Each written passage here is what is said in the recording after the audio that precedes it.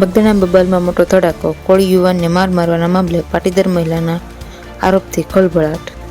બગદાણા બબાલમાં નવનીત બાલદિયા, માયાભાઈ આહિર, જયરાજ આહિર અને હીરાભાઈ સોલંકી બાદ હવે સુરતના પાટીદાર મહિલા ચિત્રમાં આવ્યા છે.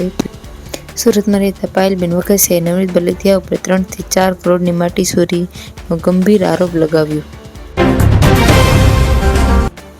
બગદાણાના હુમલાના ઘેરા પકડાયા, પીએની બદલી એસપીએ કર્યા ખુલાસા.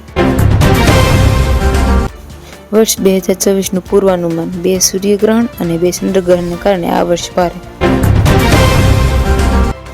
સુરેન્દ્રનગર કલેક્ટરે સોલાર ઉપર પગ મૂકતા ઈડી આવી, 1500 કરોડની જમીન કૌભાંડમાં થઈ ધરપકડ. રિક્ષા ચાલકો માટે ખુશખબર, આજથી સીએનજીના ભાવમાં ઘટાડો થયો. ગિરનાર ચડતા પગથિયા પર બેસવા જતા આધેડ ખીણમાં પડ્યો, નીપજ્યું મોત. સરકારની પીછેહટ, 35,000 ખેડૂતોના વિરોધ બાદ 11 ગામડા હુડામાંથી દૂર કરાયા.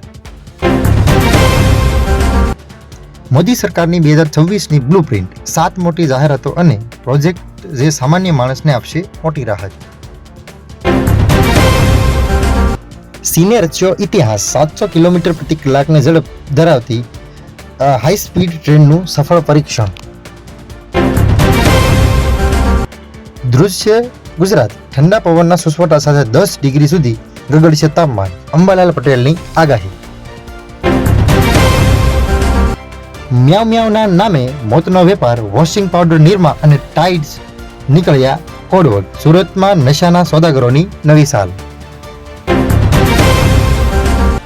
બાથરૂમમાં નહાવા ગઈ યુવતી પણ પાછી જ ન આવી, ગેસ ગીઝરે લીધો જીવ. વર્ક પરમિટ સમાપ્ત, પીઆરના માર્ગો બંધ, કેનેડામાં 10 લાખ ભારતીયો લીગલ સ્ટેટસ ગુમાવે તેવી ભીતિ.